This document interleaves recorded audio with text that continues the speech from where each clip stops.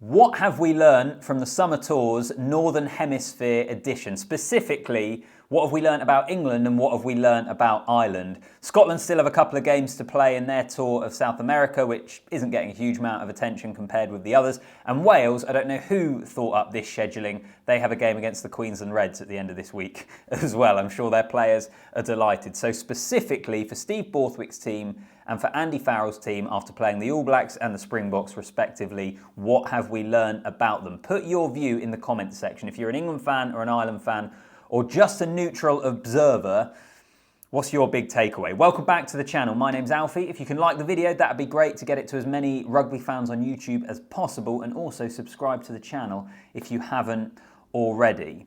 I'm also going to do a Southern Hemisphere version of this video. So Springbok fans and All Blacks fans, if you're wondering why the focus on England and Ireland, I'm going to probably do a video tomorrow, I would imagine, looking at the Boks and the All Blacks and what we've learned about them. But let's start with England. I think quite obviously the top line from their tour, a 2-test defeat, 2-0 series defeat, but 2 close matches in there.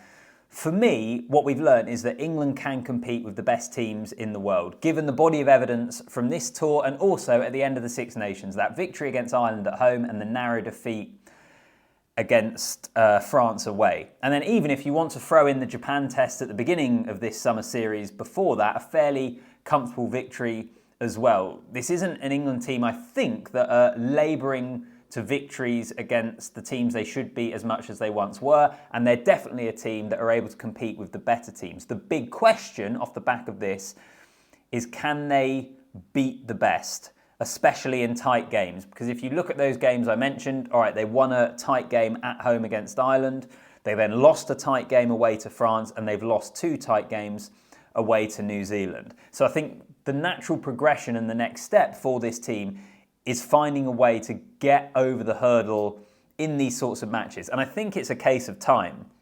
I mentioned this in my review video of the match on the weekend, the difference in experience between the All Blacks bench and the England bench. It's just a reflection of where this England team is at the moment. They've come a long way in a short space of time. Most England fans, I would imagine, and I'm certainly one of them, would be very encouraged with where they are at the moment, given where they were not so long ago. Who remembers the middle of the Six Nations?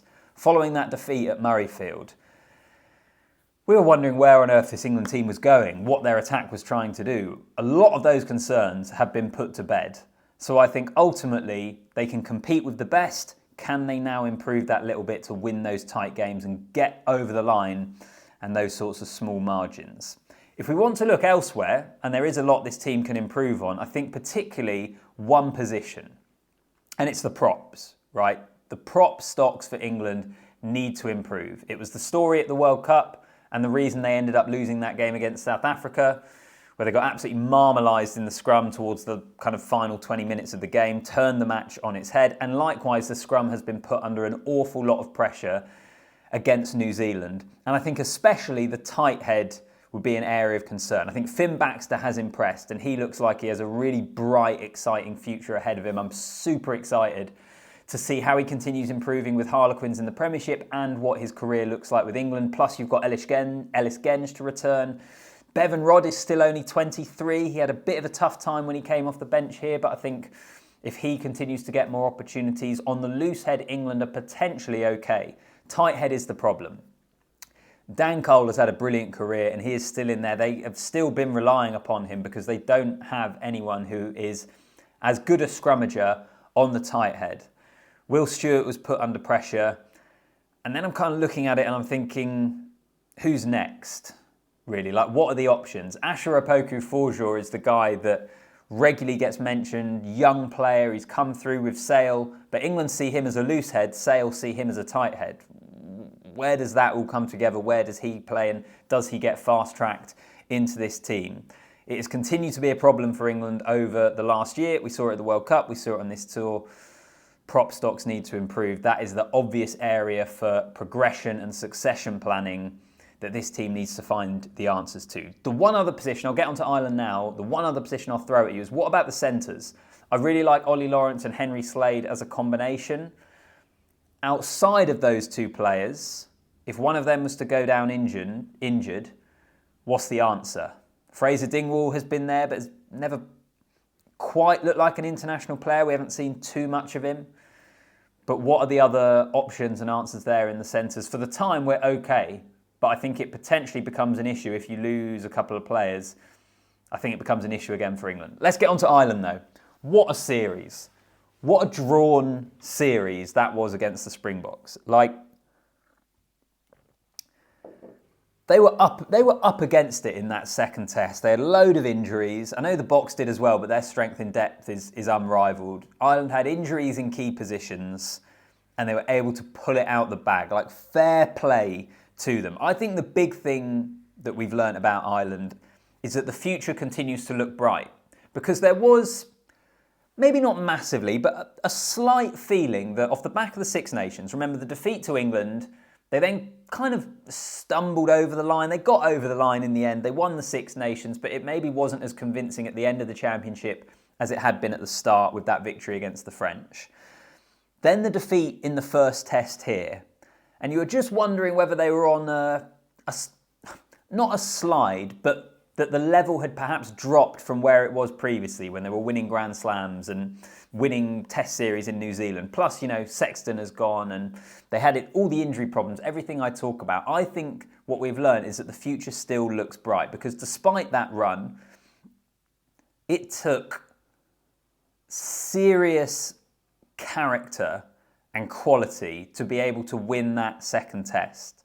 They were up against it. Like with Conor Murray starting at 9, I mean, that was what? Third choice scrum half they had. They obviously had question marks over fullback, which I'm going to get onto with Osborne playing there and Hugo Keenan away. They had injuries in other areas, but they stood up. And there's just a resilience to this Ireland team. And I think they will continue to be incredibly good for the foreseeable future, would be my prediction. And actually, a part of that is because of the depth that has emerged from this tour. This is something that I think we've learned. First of all, fly half. I think Crowley looks good. I think he's had a pretty good tour. And then equally, with Kieran Frawley coming off the bench, exercising those demons from the Champions Cup final, when let's not forget, he missed the drop goal. He nailed 2 drop goals in this game. He didn't connect very well, I think, with maybe both of them, or certainly one of them, but they still went over.